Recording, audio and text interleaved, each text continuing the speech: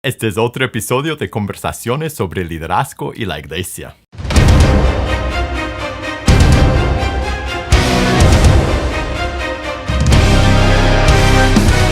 Hola, soy Felipe de PazConDios.com. En PazConDios.com nuestra misión es capacitar a líderes para equipar a la iglesia. Y si tú quieres ver todos los videos que publicamos, suscríbete a este canal y prende la campanita de notificaciones. Ahora, en este programa de conversaciones sobre el liderazgo y la iglesia, yo contesto las preguntas que me envían. Así que si tú tienes una pregunta de tema que sea, de tu vida, de la Biblia, de la iglesia, de cómo plantar una iglesia, de liderazgo, una pregunta de tema que sea, envíame tu pregunta a preguntas@pazcondios.com, preguntas@pazcondios.com para que podamos conversar de tu pregunta en un video en el futuro. Hoy vamos directo a las preguntas de este episodio. ¿Me podrían enviar material sobre la sanidad y la liberación? Está preguntando por material acerca de la lucha espiritual, la guerra espiritual. Y a pesar de que yo no he escrito un libro acerca de ese tema todavía, a ver si Dios me permite hacerlo, por mientras, te voy a dar algo mucho mejor de lo que uno podría escribir. Te voy a dar unos pasajes de la palabra de Dios que te podrían ayudar con esa pregunta y con este tema. Primero, cuando yo pienso en la guerra espiritual, yo voy directamente a Efesios capítulo 6, verso 10 al final del capítulo, de 10 a 20.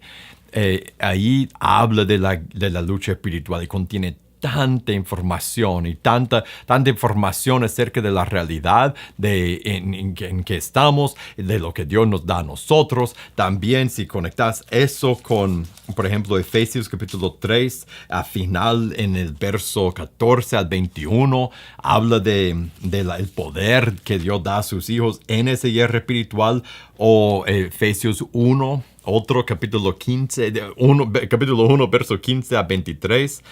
En estos tres pasajes hablan no solo del poder que nosotros tenemos, sino al final en el capítulo 6 habla de la guerra espiritual en que nos encontramos, y juntos nos da mucho en qué pensar mientras que nosotros vivimos la vida cristiana, de cómo luchar contra nuestro enemigo y con el poder del Espíritu Santo. Y en cuanto al tema de la sanidad, te voy a dar dos pasajes, y eso no es una respuesta completa de todos los pasajes que hay en la palabra de Dios. Pero cuando yo pienso en lo que el cristiano debe, en la actitud que el cristiano debe tener en cuanto a la enfermedad y la sanidad y la muerte y la vida, yo siempre pienso en Filipenses capítulo 1.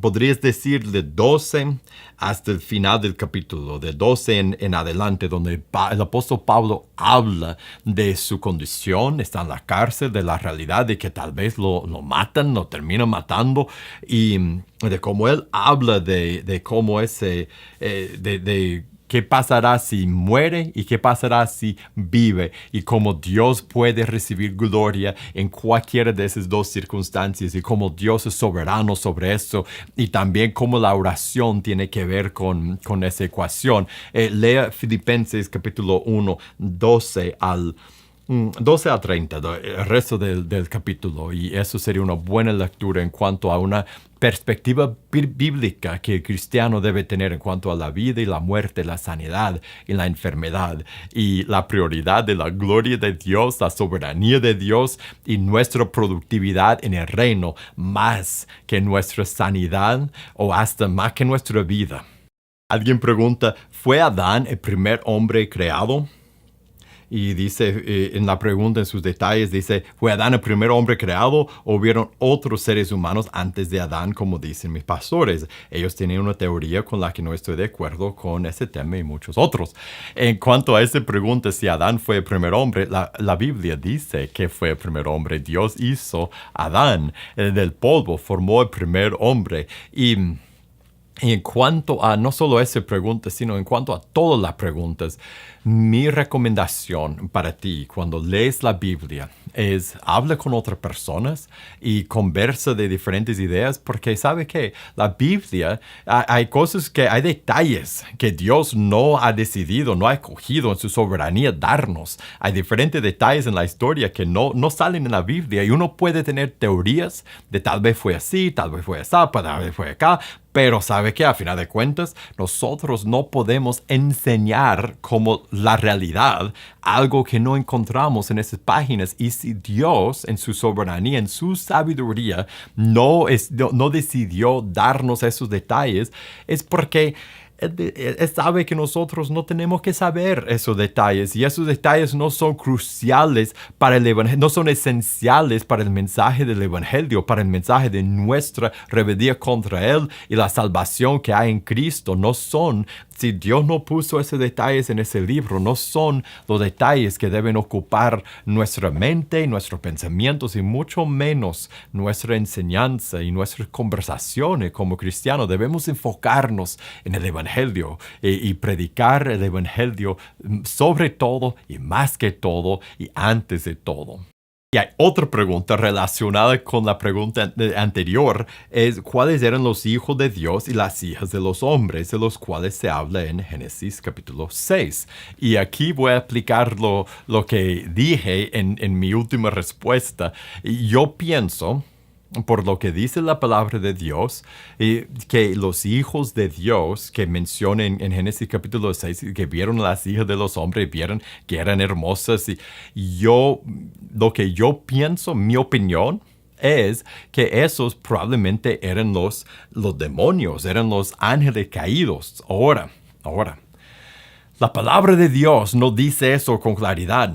Y eso no es algo que yo enseñaría desde el púlpito. Eso no es algo que yo enseñaría desde cuando estoy estudiando la Biblia con otra persona. Cuando leo ese texto y alguien hace esa misma pregunta, lo cual ha pasado antes, yo creo que por ver lo que ha pasado en la Biblia, en la historia de la palabra de Dios, yo creo que eso fue lo que pasó y eso es lo que eran ellos. Pero a final de cuentas, yo no me quedo enfocado en esos puntos de debate y de doctrinas oscuras que no son claras en la palabra de Dios. Más bien, trato en mi enseñanza en nuestra iglesia, trato de guiarme por enfocarnos a toda nuestra congregación en la grande verdad de Dios y de Jesús, del Evangelio, lo grande que Dios ha revelado en su palabra. ¿Puede una persona casarse de nuevo después de un divorcio por múltiples infidelidades? Primero, si esa es tu historia, si esa pregunta viene de tu experiencia, de tu vida, ¿cuánto lo siento? Porque esa es una pregunta que viene, una historia que viene cargada de mucho dolor y sufrimiento. Y cuánto lo siento. Ahora, en cuanto a tu pregunta, yo creo que lo que Jesús dijo en Mateo 19 quizás aplicaría a ti y a esa situación. En Mateo 19 Jesús enseña de divorcio. Dice, por ejemplo, en el verso 4, Mateo 19, verso 4, dice, y él respondiendo le dijo, ¿no han leído que el que los hizo al principio, varón y hembra los hizo? Y dijo, por eso el hombre dejará padre y madre, se unirá a su mujer, y los dos serán una sola carne. Así que no son ya más dos, sino una sola carne. Por tanto, lo que Dios juntó, no lo separe el hombre. Y en este momento quiero tomar una pausa y decir a la persona que está pasando por esa situación pero no ha llegado al punto de divorcio, piensa en lo que dijo Jesús y busca la reconciliación antes de llegar a divorcio. Busca el arrepentimiento y la corrección y busca el perdón. Busca la restauración de tu matrimonio antes del divorcio. Y después sigue Dice, le preguntaron por qué pues mandó Moisés dar carta de divorcio y repudiarla. Y él le dijo por la dureza de su corazón. Moisés se permitió repudiar a sus mujeres, mas al principio no fue así. Y yo le digo, ese es el verso clave para esa pregunta, que cualquiera que repudie a su mujer, después da una cláusula de excepción. Dice, salvo por causa de fornicación, y se casa con otra adultera, y que se casa con la repudiada adultera. En ese verso, si quita la cláusula de excepción, dice el que repudia, cualquiera que repudia a su mujer y se casa con otra, adultera, y el que se casa con la repudiada, adultero. Sé que es un pecado volverse a casar después de divorcio, pero pone la cláusula de excepción aquí en Mateo, dice, salvo por causa de fornicación. Lea ese pasaje, medita en él, habla con Dios, discierne la aplicación de esa palabra a tu vida, pero quizás ese cláusula y ese pasaje aplica a ti. Tal vez tú caes bajo esa excepción salvo por causa de fornicación. Ahora, la razón que no quiero decir en términos de blanco y negro que es así, busca Marcos capítulo 10 del 1 a 12 o Lucas 16 verso 18, donde Jesús habla del mismo tema. Y no pone esa excepción, no pone ese cláusula excepto por causa de fornicación. Entonces, si yo estuviera en tu lugar, yo quisiera estar muy convencido de que de verdad yo puedo volverme a casar aún sabiendo lo que dijo en Mateo 19. Lee esos pasajes, Mateo 19, Marcos 10, Lucas 16, verso 18. Lee esos pasajes, medita en la palabra de Dios. Y asegurarte que tú estás convencido que tu caso cae en esa excepción que dijo Jesús. Otra pregunta que es parecida a la última. ¿Puede Dios restaurar a mi matrimonio después de mi adulterio? Dice, me casé con mi pareja, con él tengo 2 hijos, yo adulteré, me arrepentí de mi pecado. ¿Puede Dios restaurarnos? La respuesta es sí. La respuesta es sí, Dios puede restaurar. Dios hizo uno a ustedes 2, como acabamos de leer en Mateo 19. Son una sola carne. Y a pesar de los pecados que se han cometido el uno contra el otro, no solo tu adulterio, los dos han pecado. Los dos esposos en cualquier matrimonio cometen pecados los unos contra los otros. Ahora, el adulterio, la infidelidad, quizás es lo más doloroso, lo más dañino en esa relación. Pero los dos cometen pecados el uno contra el otro y Dios puede restaurar a un matrimonio que ha sido dañado por el pecado del adulterio. Yo sé que lo puede hacer porque yo lo he visto. Yo he visto a parejas que han pasado por ese proceso. Y después del adulterio, Dios lo ha reconciliado, Dios lo ha restaurado. 3 cosas tienen que pasar en el proceso de restauración. Y mi consejo es que no pasen por eso solos. Busquen a una pareja mayor en tu iglesia, una pareja mayor que puede aconsejarlos y que puede caminar con ustedes, que puede guiar con el evangelio. O busque un consejero cristiano que puede guiarlos con el evangelio a pasar por ese proceso, ayudarles a hablar de eso. Pero hay 3 cosas en ese proceso que tienen que pasar para que su matrimonio sea restaurado y sea hasta más saludable que antes. Primero, tienes que dejar, no solo sentir tristeza por tu adulterio, tienes que dejarlo, tienes que dejar cualquier contacto con esa persona, tienes que dejar en los lugares donde lo mirabas, tienes que dejar de tener amistad con él en Facebook o en Twitter o donde sea. Tienes que tener 0 contacto con esa persona, al punto de que si van a la misma iglesia, tiene que cambiar de iglesia, tiene que remover a esa persona de su vida. Número 1, tú tienes que dejar la infidelidad, no solo sentir tristeza por la infidelidad. Ahora, por tu pregunta, parece que eso es lo que has hecho, lo que estás en proceso de hacer. La segunda parte es tu esposo tiene que perdonarte no solo por decir te perdono, sino de corazón, no llevar rencor contra ti, y él va a necesitar ayuda con eso. Él va a necesitar ayuda con eso. Y la tercera cosa que tendrán que hacer es restablecer su matrimonio, su relación. Eso significa restablecer su comunicación, restablecer la confianza. Significa que tú tendrás que demostrar más a él de dónde has ido, de dónde vas a ir, de dónde has estado, con quién hablas en el teléfono, y él tendrá que aprender a confiar en ti otra vez también.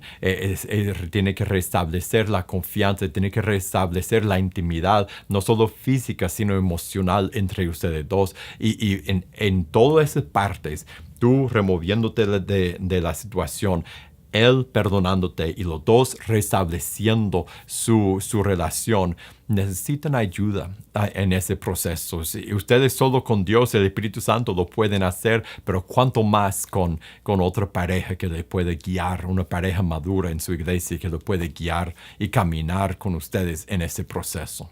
Pero Dios sí puede restaurar su matrimonio. Mi oración es que ustedes no abandonen su matrimonio, que pasen por ese proceso y que Dios los restaure. Alguien pregunta, ¿puede un matrimonio católico bautizarse y ser cristianos? Que lleven 33 años juntos en su matrimonio. Para empezar, felicidades. Esto es un gran logro gracias a la fidelidad de ustedes y la gracia de Dios. Eso, wow, felicidades. Y se casaron en la iglesia católica, ahora quieren bautizarse y convertirse a Cristo.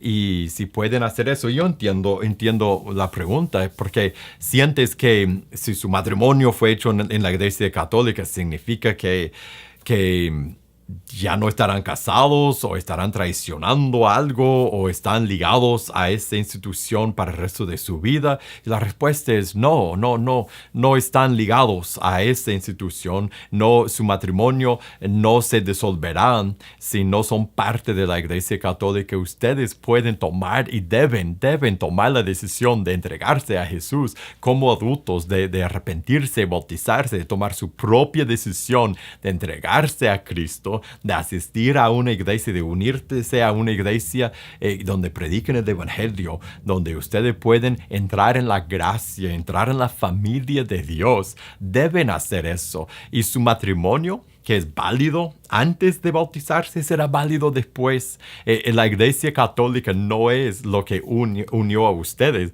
Como leímos hace poco en otra pregunta en Mateo 19, léelo. Dice, Dios hace una sola carne de los dos. Es Dios quien los hace uno. No es la persona que los está casando. Entonces ustedes están casados, fueron hechos una sola carne por Dios. Eso no cambia cuando dejen de ser parte de la iglesia católica y se convierten a Cristo. Entonces mi consejo, arrepiéntense, bautícense, entren en el evangelio y gocen juntos de esa nueva vida. Y ahora hemos llegado al final de este episodio de Conversaciones. Muchísimas gracias por haber pasado este tiempo conmigo y gracias por las preguntas que me han enviado. Y si tú tienes una pregunta de tema que sea, envíame tu pregunta a preguntas@pazcondios.com, preguntas@pazcondios.com, para que podamos conversar de tu pregunta en un video en el futuro. Y si te gustó este episodio, te voy a invitar a que lo compartas con otra persona. Y para más videos como ese, suscríbete a este canal y prende la campanita de notificaciones. Y para recursos para tu vida y tu ministerio, búscanos en pazcondios.com. Que Dios te bendiga y nos veremos la próxima.